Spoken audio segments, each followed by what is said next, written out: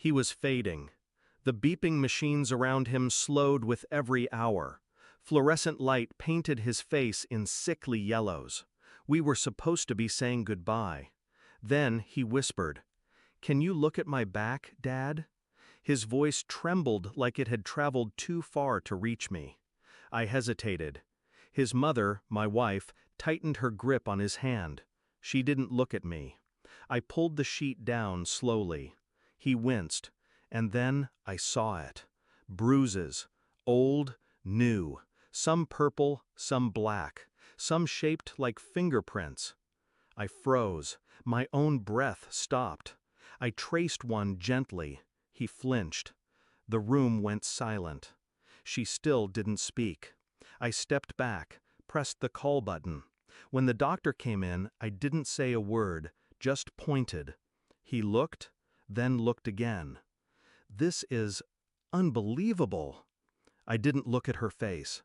I already knew what I'd see there. She said it was the nurses, rough handling, fragile bones. The lies came easy to her. They always had. I used to believe her because it was easier than the alternative. Now I couldn't afford ease. She kept insisting, crying, pacing. I stayed silent. At home, I watched her, closely. Every time her phone vibrated, she turned her back. When I spoke, her answers were too smooth, rehearsed. There had been signs, years ago, the way our son avoided her touch, the way he'd cling to me when she left the room. And I ignored it. Because love has a way of making you blind, and fear keeps your eyes closed even when you know better.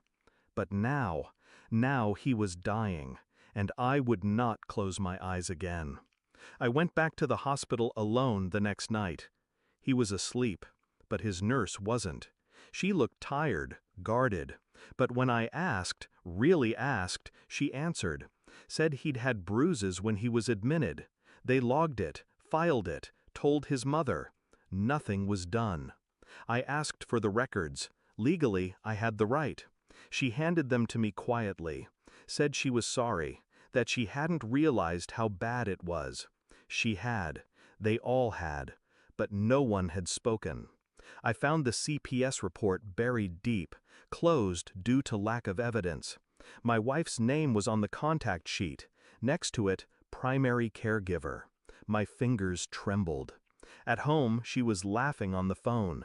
I stood in the hallway again, same spot I always did when I was trying to pretend things were fine.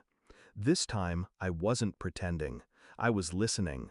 She said his death would be a release, that the little shit just wants attention, that I was too soft to see it. I recorded every word.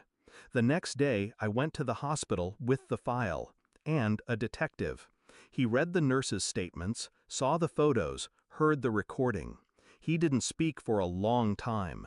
Then he asked me one question. "Do you want her present when we talk to your son?" I said, "No." They arrested her that night. She screamed, cursed, called me a traitor, said it was stress, said she was tired, said he was lying. She even tried to cry. But I didn't look at her. I went straight to my son's bedside. He opened his eyes, weak, afraid. I knelt down, held his hand. "They know," I whispered. He blinked. A tear rolled down. Then he slept. For once, it looked peaceful. I didn't go to her hearing, didn't answer her calls, but I sent the lawyer everything.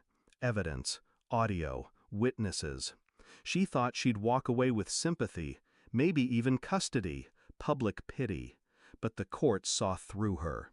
Every lie, every bruise, every omission. She lost everything. Her career, her image, and, most of all, control. They sentenced her. Not long enough, but it was something.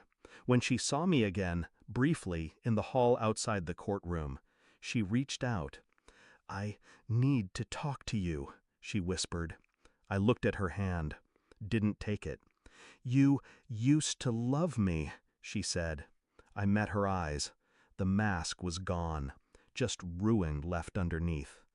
I used to believe you were someone else. Then I walked away. My son didn't make it. He died 6 days after the truth came out. I held his hand the whole time, and he smiled, just once. I tell myself it was enough. I buried him under a sky so gray it looked like grief. No speeches, just silence. People asked why she wasn't there. I didn't answer, because I had already buried her too. Not in dirt, but in truth and silence.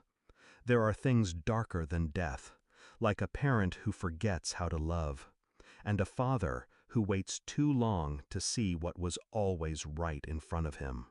But I saw it now, and I will never close my eyes again.